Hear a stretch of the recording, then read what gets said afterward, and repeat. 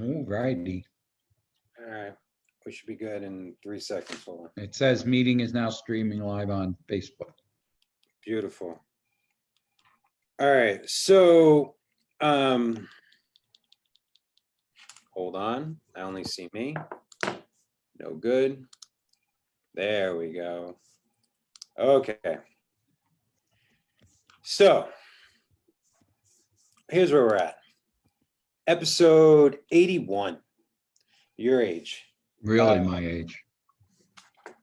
For those of you, I don't know how many people watched, but there was just an economic update by the incomparable Jeremy Guerrero of Applied Analysis. Him and Brian Gordon, they're the preeminent economists, in my opinion, in our city, in our state.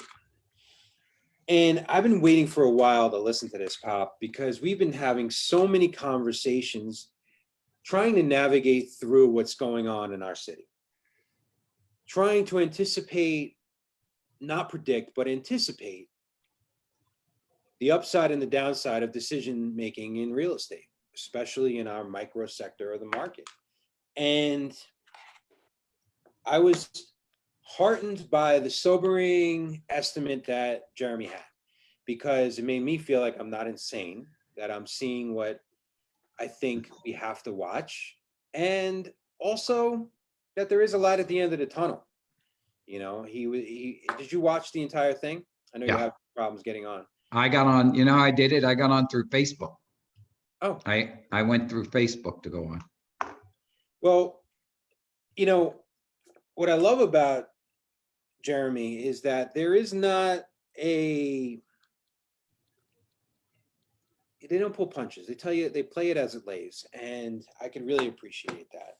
So I want to go over some of the things that we heard, and if we disagree or what we agree on with him. And it was very interesting how he led right off with a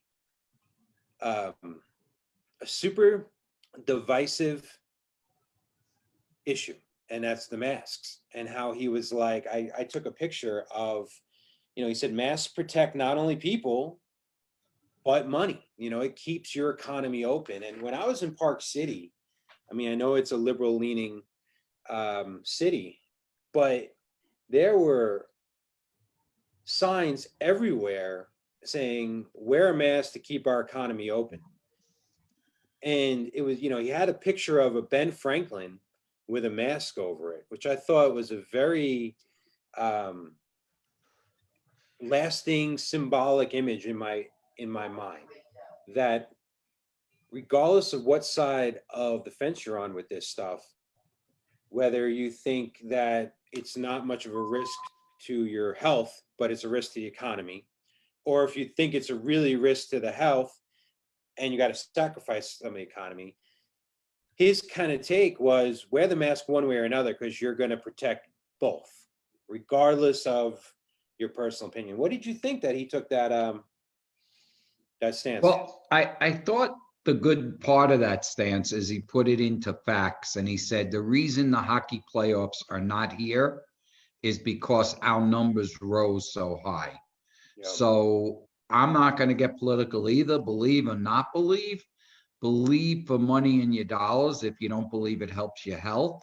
Because as he basically said, that we don't have those championship hockey games here because our uptick was so high. So believe or not believe, his point is for business, stay healthy. And it keeps the economy open. So regardless of what your take is, you know, not to jump around, but he said there's people who fall into 3 groups of consumers. The third of them is saying we're overreacting, business as usual, let's just go. A third who are like, I'm willing to take some risks once everyone signs off, but I want to like be protective. And then there's a third who go into the, I'm not coming out till I feel that there's a vaccine and that I could be protected. And it just depends on your situation, right? I mean, your health. Yeah, if I was a single 22-year-old or a 30-year-old man and in the shape I used to be, not married and no kids, I'd probably be running around, and staying away from you, but I'd be more in depth. Now I have a 33-week pregnant wife and 2 little kids. It's a different game right now for me. But I would say I'm kind of in the middle third right now. Like I helped Angie out and met some of our friends at a new home thing yesterday. I sat with them. I had masks on. They had masks on. I felt comfortable because everyone was wearing masks and whatnot. It was a risk I was willing to take. It was friends of mine and whatnot. You, on the other hand, you're a 68-year-old man, right? 62. With 68-year-old man with some pre-existing conditions. You're probably in the last third, right? So I think it depends on your situation. But the reason why we're bringing that up is because of those 3 sectors of consumers, regardless of what our personal beliefs are, it's going to affect the economy potentially long term. So whether we like it or not, we have to accept the fact that there are 3 segments of consumers that are going to dictate how the economy is going to go, regardless of what politicians do and regardless of what anyone's opinion is, right? Right. So I thought that was an interesting thing. He broke it into 3 sections: the crisis, the response, and moving forward. He said that this is a public health and economic crisis. So we talked about that. And he said, listen, something we've been talking about for a long time. People are asking me on a daily basis, why is the real estate market so great? And he addressed 2 of them. Interesting. And one of them we've been saying is what? Why is it so great? Low interest rates is number one. He said free money. He even said it. Free money. He said free money, right? So, and he also said that the stimulus is propping up the economy. Now, he didn't say this, but I did this with my girls the other day, right? We were talking about how high you can count. Like that's a kid thing you talk about, right? And this is what's insane. He said, how many days or years or whatever would it take to count to 1 million?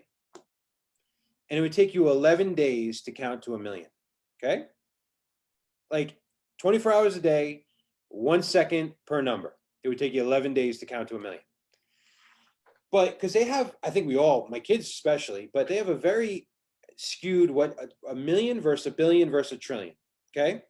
Stay with me because he's talking about, like he said, he put it in some good things, like you could spend $2 million a day since the birth of Jesus Christ and you still wouldn't hit a trillion. But this, I think, really brings it home. It takes you 11 days to hit 1 million. How many years, I'll give you a hint, do you think it takes to hit 1 billion? Just counting one number per second. I don't know. 31 years. Right? So 11 days to count to 1 million. And then just to get 1 billion is 31 years.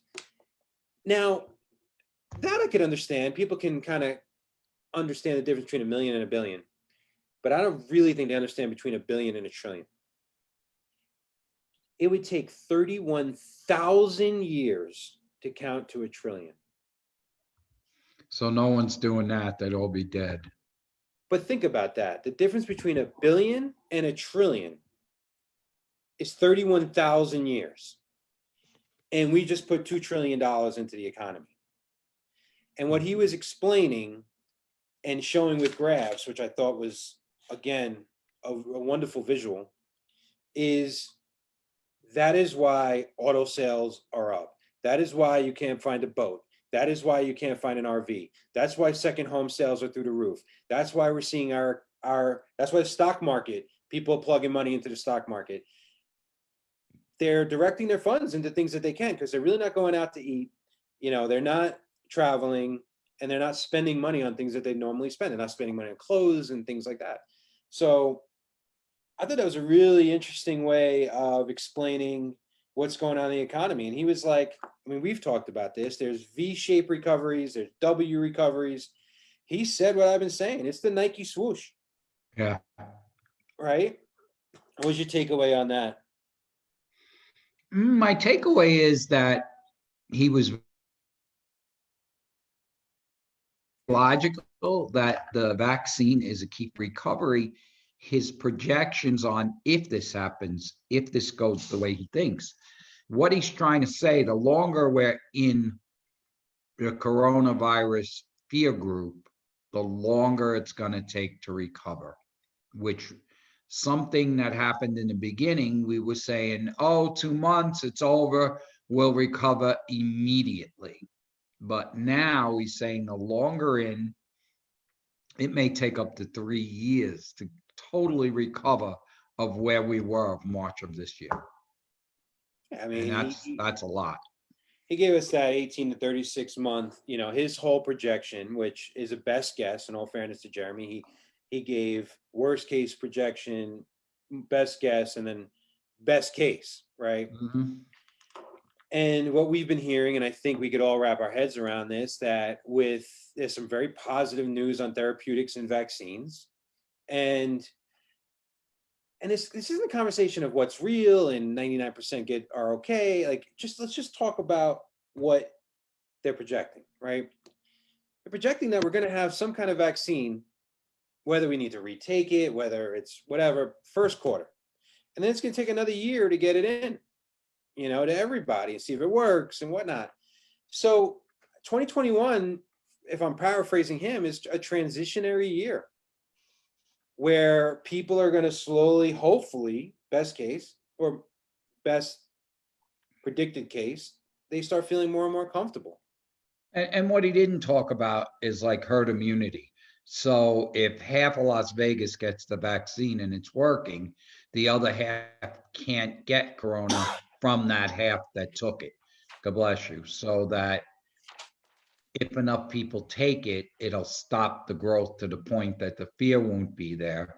But his bottom line is that the economy has to recover to the point that our convention business will open and come back and then spur.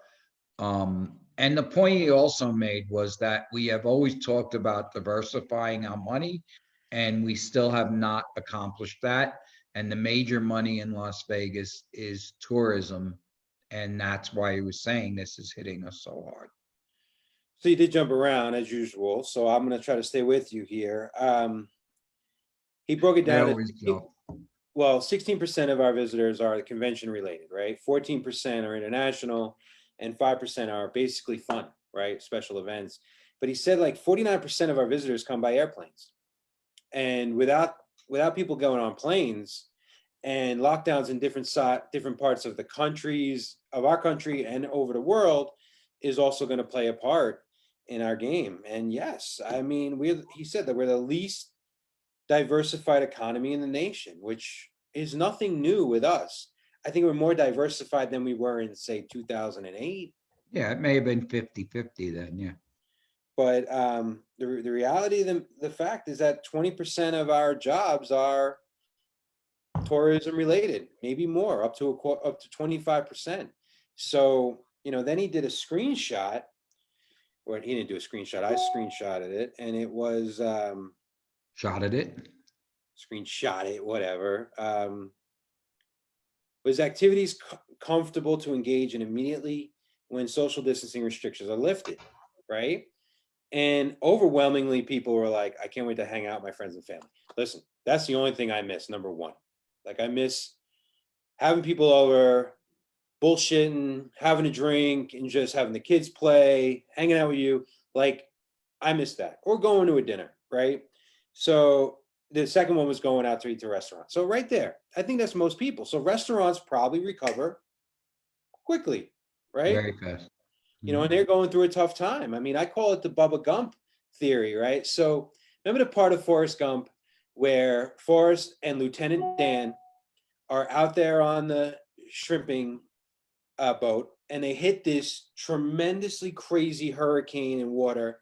And Lieutenant Dan, who in the movies has no legs, and he's going through all these issues, and they're out there because of Bubba, whatever his last name was, died when Forrest saved them in the war, and they're out there, and Lieutenant Dan just faces the storm head on, and he's like at peace with going. And they make it through this crazy storm where every other ship gets sunk. And what happens? They get all the shrimp. Right. And this is how I feel, unfortunately, that a lot of businesses, so grateful that real estate is not one of those, but all these businesses that are trying to hold on with 50% of their income or 25% of their income, especially restaurants, if they can make it through this storm, they're going to get a lot of that shrimp. And the reason being is because half of them that don't make it through, of course, when the storm is over, they're gonna need the restaurant, so they're gonna do double the business. So that's part of it, of the reason that they will make it through, but it's ugly. But The then, whole thing, here's where it gets bad. So 48% want to hang out with family, 32% want to go to a restaurant, 29% go to a park. I go to a park right now. yeah, they want to say hello and sit with their friends. Going shopping, still good, 30%. Going back to my office, 20%. See, got to appreciate work, right? Until you don't have to go. Going to a movie, 15%.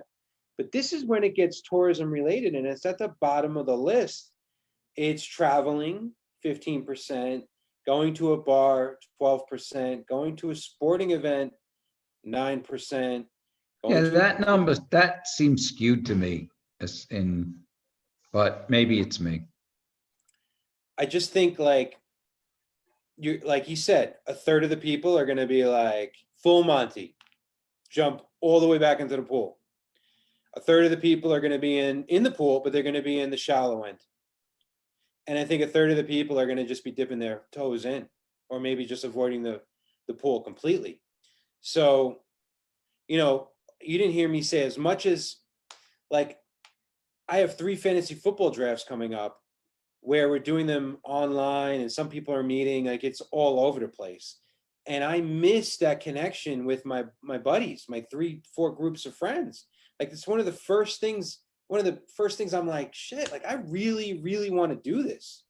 You know what I mean? Like I want to hang out with Mhm. like 12 of my buddies, talk about football, have a couple of drinks, laugh, and you know what I mean, break each other's chops. Like that, rather than, yes, would I want to be at the Golden Knights game? Absolutely. But I said to Angie last night, I'm like, this was a home game. We would have been at this crappy game when they got crushed, right? So, you know, when you know they're going, when you know they lose, like, yeah, I'm glad I was home in my comfort of my own home. Yeah, But but if in today's day you knew you could go, even if they lost, I would be you, there in a heartbeat. yeah, you still would be there. And my luck, it's going to be the Islanders and the Knights, and that would have been like heaven for me. And I'm going to miss out on that. I'm going to be so annoyed.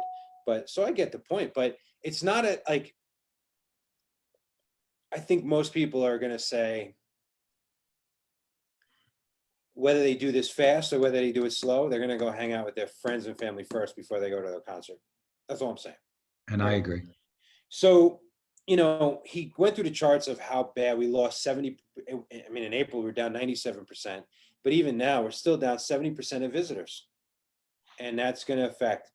But some really great points, I think, that we've talked about of why he's kind of in the middle with the projections of how migration is going to happen in our town. And this is where, like, if I'm debating within my own head, I have a hard time saying, are we going to be in good shape or bad shape? Is because I know people are going to lose jobs and leave, but what else is going to happen with people coming in? Yeah, and that's what he said. And the good news, I think, that he said is different than '08. People are going to hold on. Yes, they're behind on their mortgage payments and the banks are going to negotiate and people are going to hold on to their houses. It's not going to be the land of foreclosure. They're going to keep their houses. And that was great. I love that.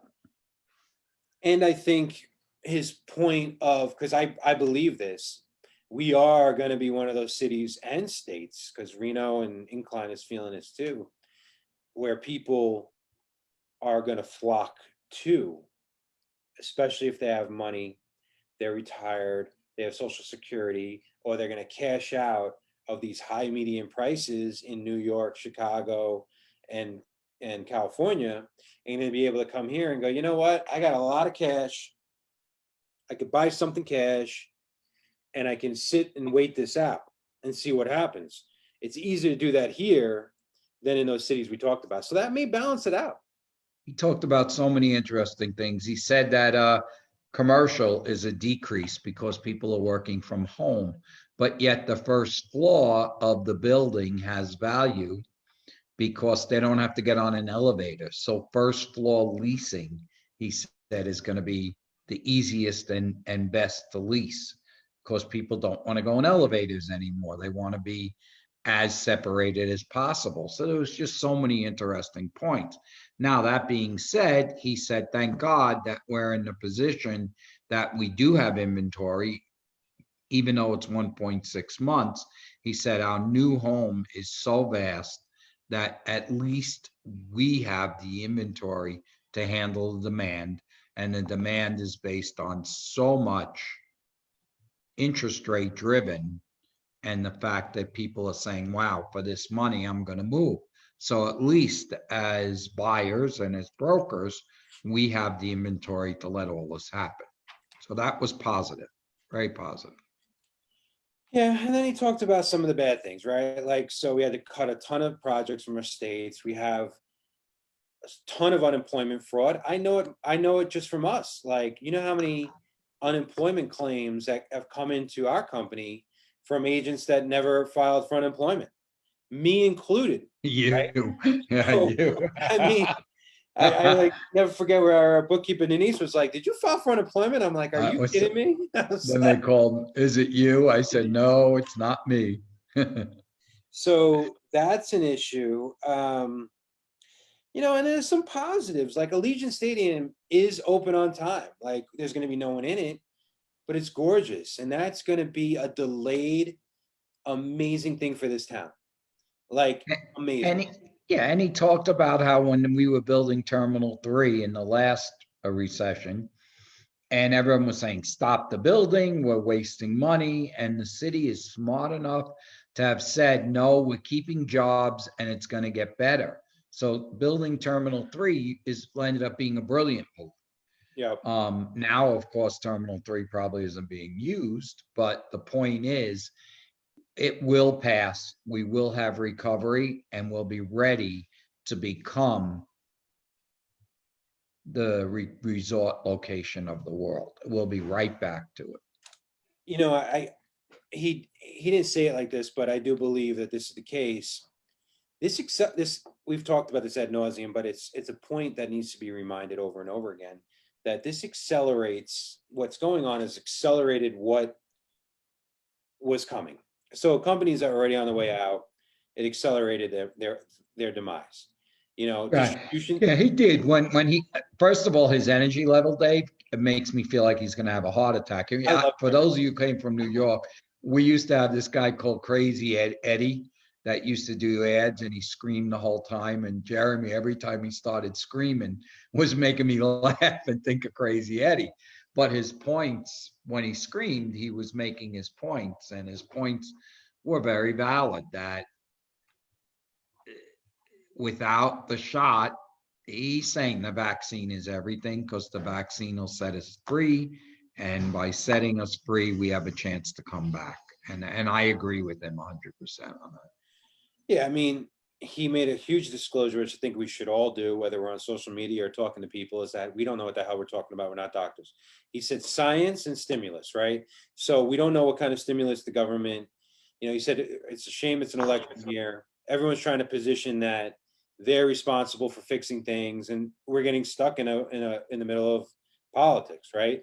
So, but if we get more stimulus, he thinks it could be another couple of trillion. And then he mentioned science too. Like the longer this draws out, the worse this becomes, because there's more layoffs, then the unemployment insurance gets taxed even more companies go out of business, and then the recovery becomes longer. You know, and he answered one of my He also oh sorry he also stuck up for the unemployment office, which right now is not a popular thing to say, but I'll give Jeremy kudos that he said what he believes. And he says, yes, they're screwing up. And he said the reason is they don't know how, and they were never geared to do what they're doing with the pandemic relief and everything else. But he did stick up for him and said, I want him to get better. I want everyone to get their money, but there is a reasonable reason why they have their issues, which was aggressive. There's no doubt that Jeremy's a leader. You know, in a world of pointing fingers and bitching about it on social media without actually putting yourself in the position of the person who's in it, you know, whereas like I may have a different opinion about the pandemic because our business has been deemed essential from the get-go, you know, rather than one of my friends whose business is unessential and they're taking a beating. Of course, that's going to influence how they feel about opening up and masks and whatnot, because it's affecting their bottom line in a different way. So it's easy for me to pontificate without being in the perspective of them. So kudos to him being a true leader to be like, hold on for a second. They're doing the best they can. It's just like our teachers. Teachers didn't cause this problem, but Right. man, it's a tough gig to be in right now for the I teachers. meant to ask you, are you teaching the girls because you have your teaching degree? Are you using that at all, or? No, you know, we're keeping our goal is being, and we didn't, and I admit this, you know, when you're paying a ton of money to send them to private school, you have high expectations. We're more involved to know what they're doing, keeping them accountable on our end than we were in the past, you know. So they're doing great. I mean, different personalities. A lot of my friends I'm talking to, each kid has a different experience. You know, Ella is cool as a cucumber. She already knows everyone's name in the class. You know, Miss Socialite, yeah. she has homework done before the school day's even done, and we don't have to check on her at all. Ella could probably live a month self-sufficient at this point at 8 years old. Lola, completely different game. Every 10 minutes wants a snack. If they don't call on her, she cries. You know, she's a roller coaster of emotions. Wonder where she got that from, right? So, you know, we have to keep her engaged and like keep her leveled, you know, but when she has a great day, she's like, I love it, I love it. And she found some people that she knew, right? But, you know, that's how it goes. You have to stay involved. So yeah, it's a new thing. You know, one of us have to be home at all times. And Angie is close to popping. You know, I come here and I'm in the office. So it's a new game. It's a new game. Do I think after 6 months or after one semester, is this going to be viable? Probably not. You know, Again, the vaccine would open all the schools and everything would go back to normal. well, back to what, you know, I asked, there was a couple of questions I thought were great. He talked a little bit about deflation, which is an interesting game because at that point, deflation, you just want to hold on to cash. Deflation would hurt the stock market, would hurt the housing economy. It would be all about holding on to your money, you know. And Tom, in all fairness, is using my words like eventually we have to pay the piper. Like you cannot print this much money without eventually paying it back. And I'm glad someone asked the question. I thought it was great. Like, when the pandemic is over, do you think interest rates are going to jump up? And he He didn't said even, yes, he, boom. yes, which I said too, Dave, but I'm not gonna. You did. No, you need to I take full did. credit for it. You did, because eventually you have to pay this back. Yeah, So that's going to slow down a couple of things. So like, and listen, a little aside, that refi 0.5% or half a point that you have to pay down, they delayed that to the end of the year. yeah. Explain that to the agents or the public that are listening, because a lot of people don't understand it. All And right. you were a lender. So purchase money, when you buy a house, the rate is down to, in some cases, 2.25, 2.5, 2.375. Well, everyone's refining and the money is getting out of hand. They're getting so backed up. The government's buying all the loans from the wholesalers, right? So to slow it down, they added a half a point cost. Now, it's not a half a percentage on the rate. there's a cost to buy the rate on the back end. It's can get, but in any case, in some cases, it affects your rate up to quarter to 3/8. So if you're going to refi at 2 1/4, this little half can jump your rate up to 2.5 or 2.625. Okay. Now, there's so much pushback on that I know. because you had to get your refi done by August 31st, or you lost the rate. September 1st, now your rate jumps up a quarter or 3/8. They pushed it to the end of 2020. So back here we go to the refi craziness again, which all And the Dave, there was a Facebook whole discussion on it. Like, let's say the people that are now in it, that the half has been added, do they get it taken off before they close? Because it's not retroactive, but there was a gap. So they were talking about that. I said I would kill my refi and start again if it were me. Me too. You can reuse the appraisal. I can't, my gut, I don't want to sound like an idiot because I don't know for sure, but my gut is it's not going to affect it. That you're going to be able, I went from I'm ready to refi to, oh man, I missed the boat, to I'm going to refi again, where I may even do a whole different program altogether. So the refi business is going to stay good. The purchase business is going to stay good. But I asked the question that Wendy asked, what do you think is going to happen in 3, 6, or 12 months to the median price? And will it fall off a cliff? That was me. Right. And he said, 3 months, you're probably good. 6 months, we'll see. Mhm. Right. Oh, And that was your question? that was my question, because I like putting people on the spot, like, what are you thinking? And it's super interesting that it makes sense. If the pandemic gets taken care of and we get optimism, we'll probably, because he said there was going to be a flattening out, right? The prices would flatten. Pandemic gets taken care of, then we're probably in good shape. We're not going to see a slowing down until they raise the rates, right? Mhm. So I liked he says there's enough pent up demand. There's enough. We talk about demand outpacing supply, regardless if there's a pandemic or not, right? And he said with the stimulus, if the rates stay low, you're probably going to see it continue to be good. But if more and more people get laid off and this gets elongated, then we're going to see some issues, because there's only so long that MGM can stay closed or work at a 75% deficit, Mhm. and that the airlines can stay busy. So, Right, because he showed the profits. Basically, you have to have the plane 75% full on most of the major, 75 to 78 to make a profit. And with the middle seat and the pandemic and the fear, he said they're not reaching that numbers. So, and then someone asked about the unemployment. It's going to affect sales, and of course, people are going to cash out on the homes that they're late on, right? Mhm. They're going to take their equity and bail, maybe to another state. Maybe they're going to rent and just ride off their equity position. But there's people to buy those homes up right now. Right. And there's And then he people, has said, will inventory increase? And he said, yes, that inventory is going to increase. well, let's segue. Like, we're seeing inventory increase every week right now, Mhm. but the But demand, little, and it's being absorbed a lot. but it's going like this. Right. And supply goes up, demand's matching it. Supply goes up, demand matches it. If Yeah. supply continues to go up and demand even just stays the same, then we see a 2, 3, 4 month supply, which really wouldn't be the end of the world, but it would slow down.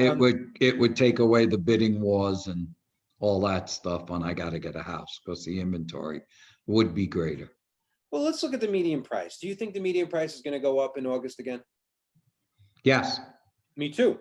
So let's just say it goes up to 335, right? Mhm.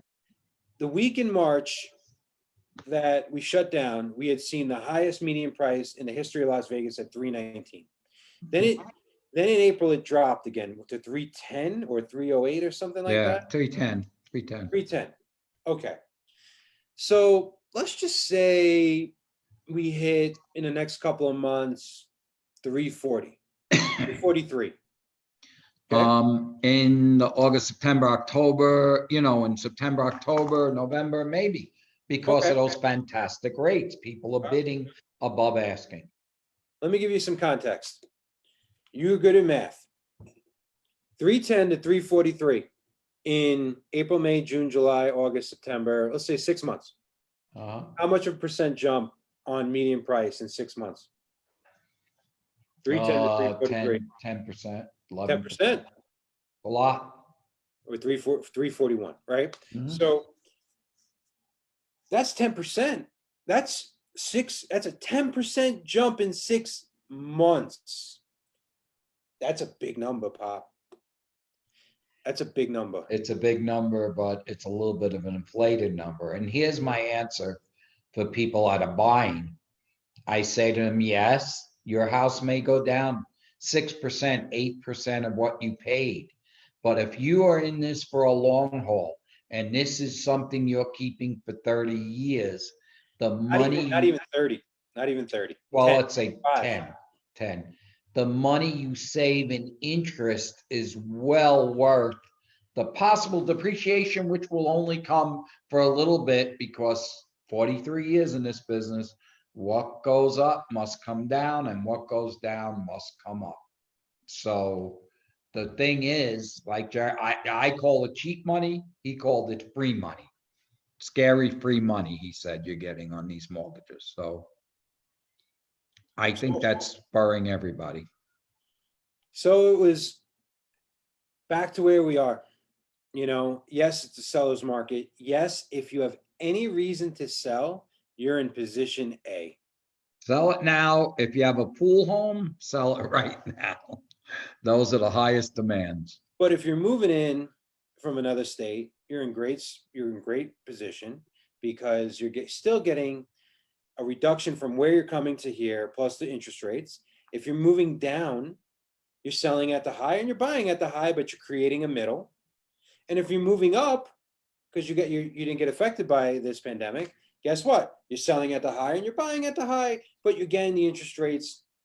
And that's the point. Even if you're moving down or up, your interest rate may have been 6 or so you're going to, right. So I'm you go, 4.5.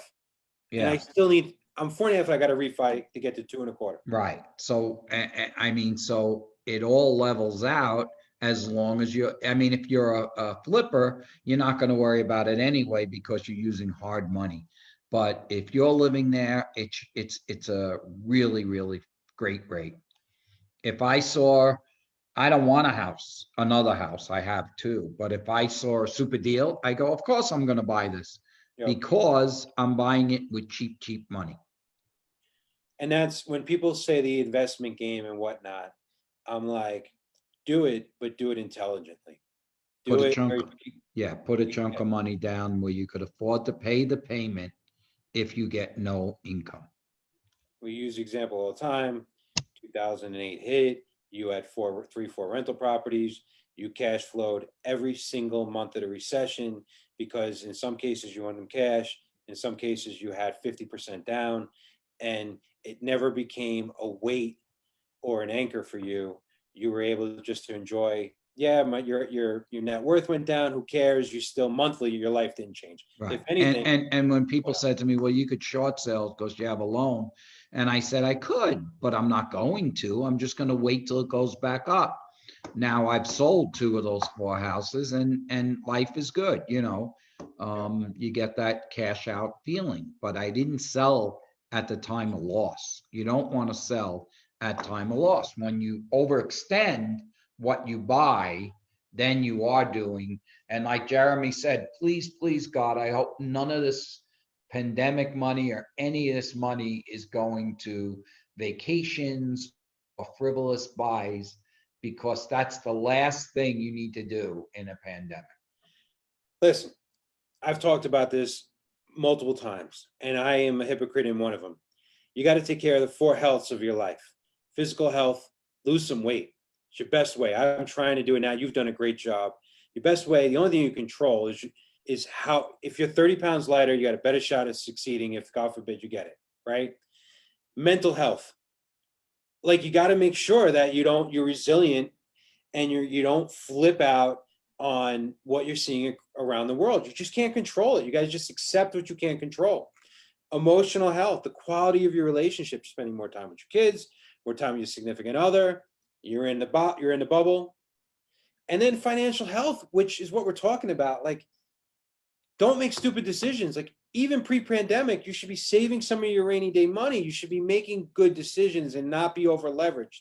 People who are over leveraged are getting exposed right now. So don't be over leveraged in any area of your life. Are you And gonna? that is the truth. It's so funny because Dave and I used from Game of Thrones, Winter is Coming. We read all the books. And what that basically means is go out and enjoy your life, but save a little if we have winter. Because when winter comes, like a squirrel, right? They store, you need to store some money in case. Don't go out and spend every bit of it. If you're on all the unemployment and pandemic, God bless. I hope, that this city, I will say, is one of the most generous donating cities I have ever seen. And there's help out there.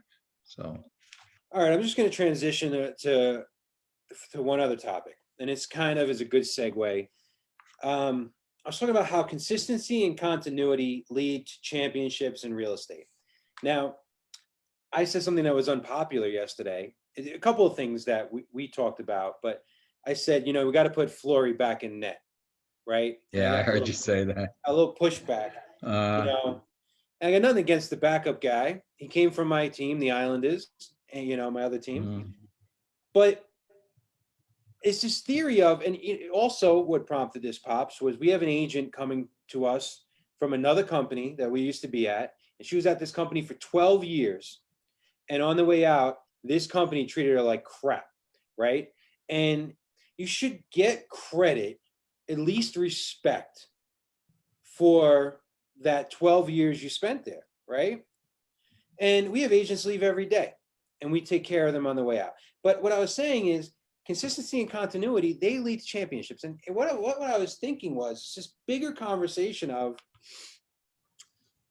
and stay with me, you think of, I hate the Patriots, but for 20 years, you had Belichick and Brady. That's 20 years of continuity. And that produced 9 Super Bowls and 6 Super Bowl wins. That's when you have continuity. Me and you here, me and you, whether it's 2 bulls locking horns for 8 years and then 20 years together doing real estate, it's continuity. Like when people come here, they know that it's going to be me and you and Bernadette and Danny, because Bernadette's been here for 6 and Danny's been here for 7. And now even George is on her 3rd full year. There's something to be said for the continuity. Derek Jeter played 20 years for one team, the Yankees. That's it. They gave him the respect. Same thing with your business. Pops, a cheetah doesn't, what's the one you always say about the leopard in the stripes, or what is that? A leopard never changed their stripes. Spots, whatever. Spots, whatever. I don't know. When people see you and then they think me too, they say you're still the same guy. You still look the same. Thank you. But there's something to be said by committing to that continuity. And that's why I got so frustrated. I was like, listen, I'm not saying that, and I love bringing these things into these business metaphors, but Flory committed to us. He embraced the city. He's the face of the franchise. I'm not saying he was having a great year. His father died, the poor guy, unexpectedly. He had a tough year. And I'm not saying you don't ride a hot hand and help it out, but you owe respect and continuity and consistency to the people who got you where you are. And people say, oh, it's business. And I hate that. There's no loyalty. Stay with me again. They got rid of the coach too. Yeah, they did. This isn't a team that went on a yearly losing streak. They got to the playoffs last year. They would have went further, not for a terrible, egregious call that cost them that series. The year before, they lost the Stanley Cup finals in the final in their first year of existence. Like, if you're so quick to pull the plug, you're gonna have problems. And we have these worlds where coaches, coaches used to stay with a team for 10, 15 years, and they used to make it through the thing. And why am I saying this? When I teach real estate, I'm doing Buffini class, relationship based, this for 40 agents right now, just 2 hours a week. And the agents that are the most successful are the ones that commit to relationships, and then they go do it for 10 straight years. They commit to themselves and they go do it for 5 straight years. And they see results and results and results. Are there going to be downturns? Yes. But I don't believe in this. Oh, it's just business, Dave. No, business doesn't give you an out to be A, unethical, and B, disloyal. What? Why are you smiling? Are you there?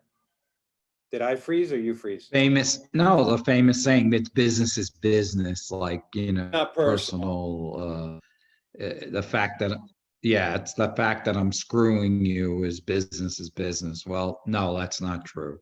Integrity is integrity should be the line.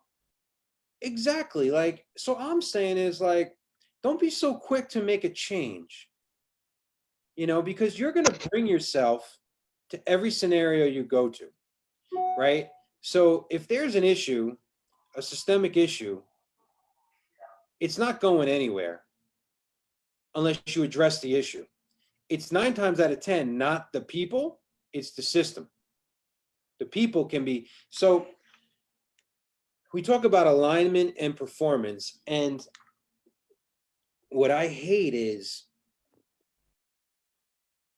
they think that like the best teams aren't the ones with the most superstars, right? Mhm. They're the ones that play the best together.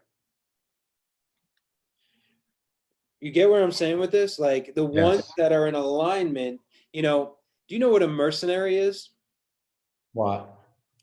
A hired gun to go fight a war for you, right? You pay them to go fight a war. I'm not a mercenary.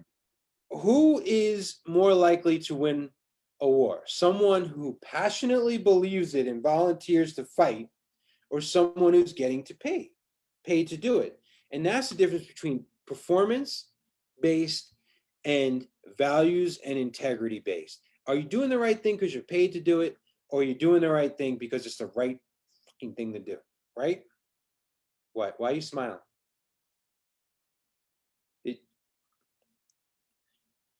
I'm looking. I think you got locked up. Look, at least you got locked up with those beautiful teeth. And he's gone. Okay. Oh, you're I'm back. back. My internet froze. You froze with the pearly whites showing, just for the record. It wasn't a bad. Good. You froze Good. like That's in a good thing. a good spot. So I'm not trying to prove my point. I'm just trying to bring that to business. We get the honor and the luxury to watch our agents. Some of them from day one have been with us. And the ones that went on values and alignment rather than performance, they have seen that compounding growth over 8 years, and don't give up too quickly. It's a saying in one of my favorite books, Think and Grow Rich. The people stop digging 3 feet from gold. That's when they change course. Yep. So I never did it. I was old. all right, so parting shots. Parting shots is listen to Jeremy. All come pandemic, and You cut out. Say it you're again. losing me again.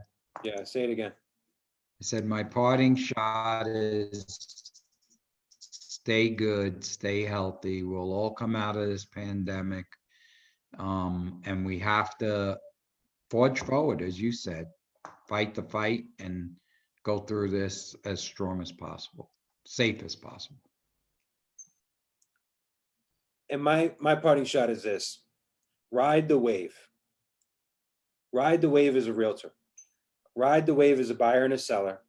Make smart decisions. But as realtors, as consultant of real estate services, that a fiduciary to take care of your people, to do it the Dave Tina Senior way, to take care of people like he would his sister Donna, like the person you love. That is what you need to do. If people are going to make a bad decision, it's not your right to prevent them from doing it. They're grown adults, but you can soften the blow and help direct them in the best possible scenario. You're the fiduciary, you're the expert, you're the consultant to protect them. Now, you're not going to protect people from yourselves, and sometimes you think you're protecting them, and really you're screwing it up. If you start making predictions like the market's going to blow up and it's going to go away, and then the market goes up for 12 straight months, you're an idiot, right? You tried helping them. No good deed goes unpunished, right?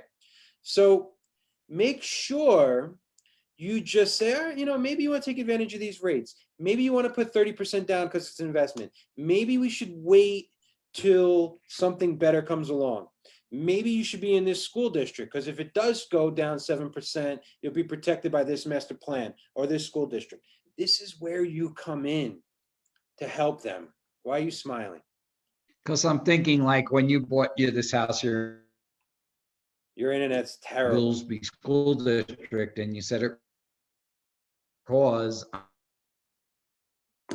I know, about Goolsby, how about how the school district, and now your kids are in Goolsby, so just the fact that you advise your client, you're here, it's just being that trust. So what he's trying to say as he's caught up is always leave yourself the best options possible. You're going to take risk. There's going to be tons of things out of your control, but you can set yourself up for success. Don't be the client that is selling their house. This is what you don't, where they're selling their house and they buy a house in Pennsylvania and they don't have any, they did it without selling a house and their other agent didn't give them a contingency. And now if they don't sell their house at a certain point, they have to give up their earnest money. And because they're under a gun, they're reducing their house here and they're losing their earnest money there. That's not the scenario you want to be. You want to be the agent who's like, wait, let's get the bird in the hand first. Because my commission doesn't come before you succeeding. Get the bird in the hand. Let's get past as many contingencies as possible before you go out and buy a house in another state. Like, that's where you protect people. People remember that. So, sorry, Pops, I don't know what's going on over there. Yeah, it's not good. So I am going to sign off. Okay. All right. That's what we got for you today. Do the right thing. Watch Jeremy's video. I'm sure they're going to have a replay and the slides. And listen, it is incumbent upon you to stay informed as a realtor. You need to be the source for them, not the one that makes the decision for them. But you got to be like, according to one of the best economists, Jeremy Aguero and Applied Analysis and Brian Gordon, this is what they said. According to Lawrence Yun from National Association of Realtors, here's what he said. Here's a couple of articles that back it up. You're just giving them information. You're helping them disseminate it. You're helping them make the best possible decision for their families, because that's what you're there for. You're not making a decision. You're putting them in the best situation to make an informed decision. That's the most you could do. So that's what we're here for. That's where you link purpose into what you do. It's not just opening doors and putting in the house on the MLS. It's genuinely caring and protecting the people that you work with. It's the right thing to do, and it's also the best way to get business because you get referrals and everything works. So that's our Dave and Dave for today, episode 81. We will be back at you next week. Take care.